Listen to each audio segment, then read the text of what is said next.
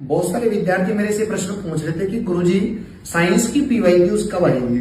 तो आप सभी को मुझे पता है बहुत इंतजार है कि साइंस की कंप्लीट पीवाईक्यूज, अब तक जितने भी साइंस के क्वेश्चन पूछे गए हैं सारों की कंप्लीट पीवाईक्यूज व्याख्या सहित शानदार जिस सीक्वेंस में मैं पढ़ाता हूं उसी सीक्वेंस के अंदर और लेवल वाइज पीवाईक्यूज जो है आप सभी के सामने तैयार होने के एंडिंग मोड में है।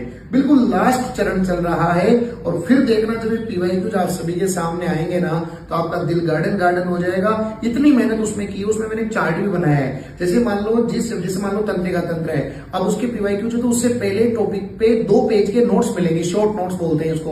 वो शॉर्ट नोट्स क्या होंगे, आपके चैप्टर को रिवाइज करवाएंगे और फिर उसके बाद आपके उसके एमसीक्यूज होंगे और वो भी बिल्कुल एकदम ईयर वाइज और एकदम लेवल वाइज बहुत शानदार कंटेंट रहेगा। तो किस किस को पीवाईक्यूज का इंतजार है कमेंट बॉक्स में जरूर बताना। जल्दी आपके सामने होली पर होगा धमाका।